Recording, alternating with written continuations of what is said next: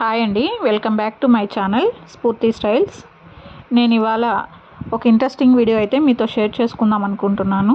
ఇది bangles video కాదండి. మేము అనుకోకుండా సడన్గా ప్లాన్ చేసుకుని పెంచలకోనకు వెళ్ళాము.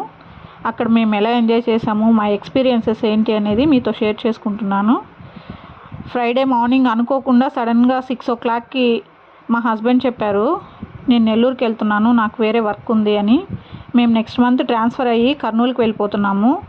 అందుకు ఇంకా అక్కడి నుంచి రావాలంటే చాలా డిస్టెన్స్ కదా, కాబట్టి కష్టం అవుతుంది, వెళ్ళొచ్చేద్దామని అప్పటికప్పుడు సడన్గా అనుకొని ప్లాన్ చేసుకున్నాము పెంచలకోనకు వెళ్ళాలి అని. అందుకని అప్పుడు బయలుదేరి 9 o'clock అంతా రెడీ అయిపోయి బయలుదేరేసాము. నెల్లూరులో మా ఆడపడుచు వాళ్ళు ఉన్నారు, వాళ్ళు కూడా టెంపుల్కి రావాలి అని చెప్పారు. అందుకు వాళ్ళని కూడా తీసుకెళ్దామని చెప్పి నెల్లూరులో మేము అందరు కలిసి బయలుదేరేసరికి ఈవినింగ్ 4 అయిపోయింది. తర్వాత వేరే తెలిసిన వాళ్ళు ఉంటే పెంచలకోనలో వాళ్ళకి కాల్ చేశాము. వాళ్ళు 7:30కి అంతా టెంపుల్ క్లోజ్ చేసేస్తారు అని చెప్పారు. ఇంకా అప్పటికప్పుడు సడన్గా టెన్షన్గా బయలుదేరాము.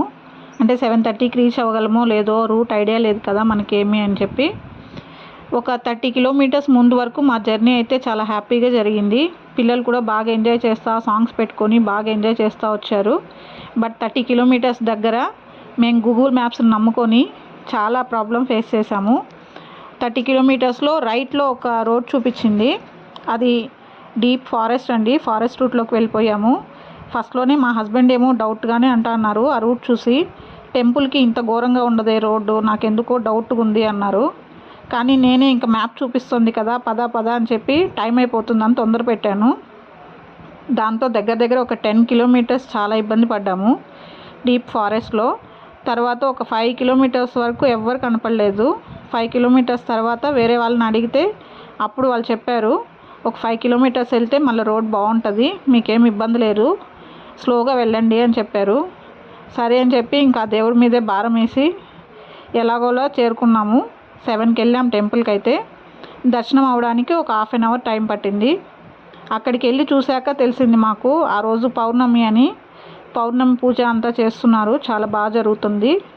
అక్కడ నైట్ స్టే చేద్దామని ట్రై చేసాము, బట్ మాకు రూమ్స్ అవైలబిలిటీ దొరకలేదు, అప్పటికే ఫుల్ అయిపోయినాయి.